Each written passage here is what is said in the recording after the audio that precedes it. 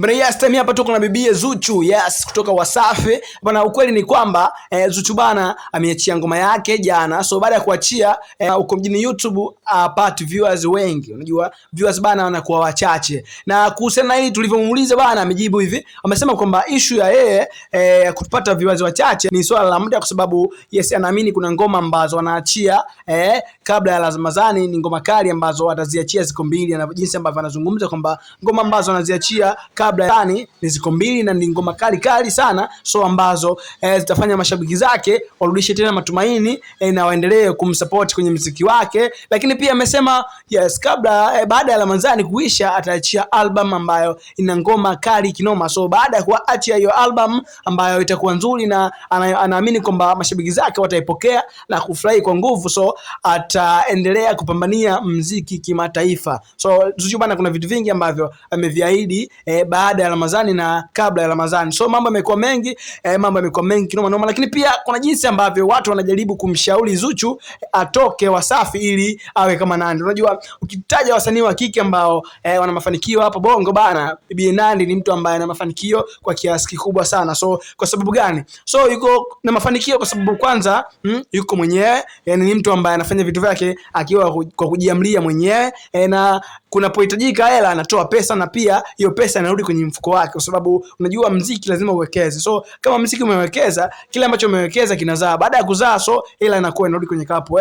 Sasa bana Zuchu inakuwa ngumu, kwa sababu Zuchu bana ni mtu ambaye anamilikiwa. So ukishafanya muziki, mfano muziki umeuza, umeenda vizuri, lazima kwanza mpunga wa kampuni urudi, alafu na wewe ndo ukatiwe percent zako. So huo muziki bana ndo kwake bwana Zuchu umekuwa mgumu, kwa sababu anatamani na yeye kuwa nje ya WCB. So watu wengi wanajaribu kumshauri atoke Wasafi ili awe tajiri kama Nandy.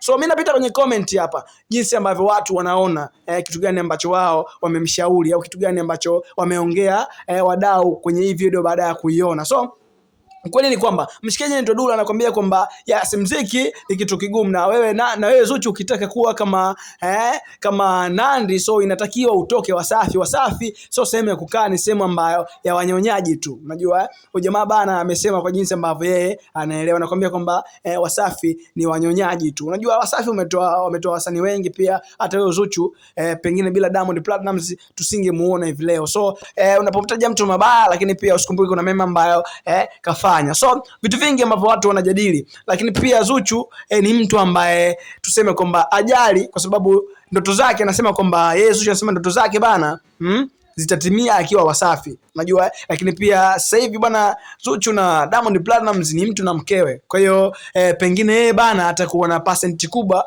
kuliko wasanii wengine, kwa sababu yeye pia yule ambaye bosi wake ni mume wake. Nadhani mali za mume wake pia itakuwa ni za kwake kwa namna moja ama nyingine. So watu wengi wanamshauri kwamba ukitoka ukiwa nje ya WCB utakuwa na hela kama Nandy. Nandy ana hela. Nandy sasa hivi anajenga apartment, unajua Nandy anafanya vitu vingi ambavyo vinaonekana hasa kwenye maisha ya kawaida. Bwana, wasanii wanapitia kipindi kigumu, iki kipindi bana kwao ni kigumu. So hata akina Mario ameachia ngoma, wamesema kwamba baada ya kuachia ngoma zimeonekana zimeboostiwa. So Mbosso ameachia ngoma takribani ina siku mbili, hadi leo unapokuambia video ya Viola imetoka, hadi leo ina viewers kama 300,000. Kwa ukiangalia, so wale wasanii ambao sisi tunawajua, wasanii tushazoea akiachia ngoma, so inakuwa na viewers milioni 5, milioni 10. So ni kitu cha kawaida. Kwa hiyo wasanii bana kipindi kwa upande wao kimekuwa kipindi ambacho ni kigumu kinoma noma. So Zuchu bana tunamshauri kitu gani hapa? Unajua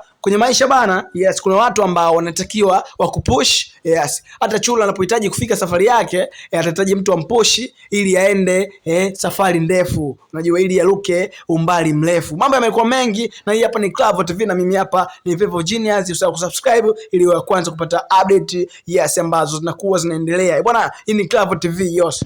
Bwana, 10 na swali kidogo. Kati ya pesa na mapenzi kipi bora hapo? Tuluke na mapenzi au tuluke na pesa? Bwana, tunaendelea.